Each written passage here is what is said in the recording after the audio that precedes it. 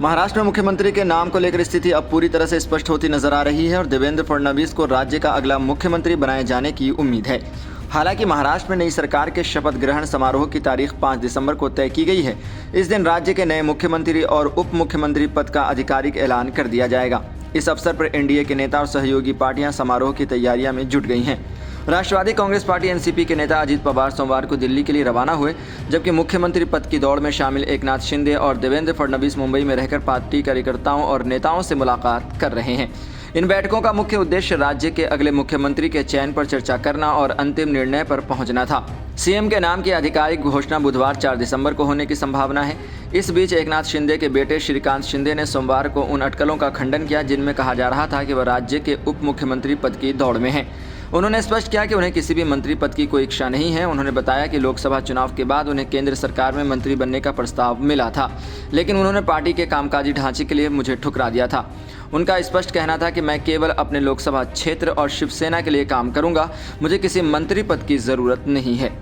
इस समय भाजपा ने केंद्रीय पर्यवेक्षकों के रूप में केंद्रीय वित्त मंत्री निर्मला सीतारमण और गुजरात के पूर्व मुख्यमंत्री विजय रूपाणी को नियुक्त किया है। ये दोनों नेता राज्य में भाजपा विधायक दल की बैठक में हिस्सा लेंगे, जहां विधायक मुख्यमंत्री पद के लिए अपने नेता का चुनाव करेंगे। महाराष्ट्र में महायुति गठबंधन के तहत भाजपा के दो मुख्य सहयोगी शिवसेना और एनसीपी दोनों को उप मुख्यमंत्री पद मिल सकता है। एकनाथ शिंदे ने पहले भी यह स्पष्ट कर दिया है कि वह भाजपा को मुख्यमंत्री पद मिलने में कोई रुकावट नहीं डालेंगे और भाजपा को उनका पूरा समर्थन प्राप्त है। राज्य विधानसभा चुनावों में महायुति ने 288 सीटों में से 230 सीटें जीतकर एक मजबूत बहुमत प्राप्त किया। भाजपा ने सबसे अधिक 132 सीटें जीती थी, जबकि शिवसेना को 57 और एनसीपी को 41 सीटें मिली। महाराष्ट्र में मुख्यमंत्री के नाम की आधिकारिक घोषणा 4 दिसंबर को की जाएगी, जब भाजपा विधायक दल अपनी बैठक आयोजित करेगा। इस बैठक के लिए भाजपा के वरिष्ठ नेता गिरीश महाजन सोमवार शाम को एकनाथ शिंदे के घर गए थे, जिससे यह संकेत मिला है कि भाजपा और शिंदे गुट के बीच सरकार गठन को लेकर बातचीत जारी है।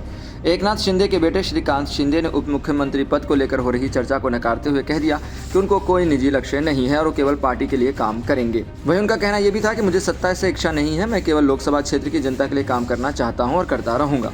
इसके साथ ही भाजपा नेता सुधीर मुनगंटीवार ने मीडिया में चल रही रिपोर्ट पर प्रतिक्रिया दी, जिसमें दावा किया गया था कि उन्होंने अगले साल भाऊ बीज के अवसर पर महिलाओं के लिए लड़की बहन योजना के तहत अनुदान को 1500 से बढ़ाकर 2100 करने का सुझाव दिया था।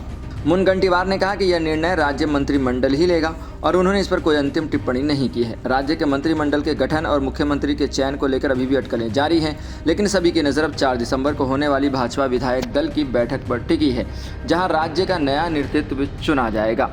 फिलहाल अभी ये सस्पेंस बना हुआ है और ये सस्पेंस 4 दिसंबर को ही खुल पाएगा, कौन मुख्यमंत्री बनता है और कौन उप मुख्यमंत्री। लेकिन जनता किसको चाहती है, सभी अपने अपने दिल में ये राज छिपाए बैठे हैं।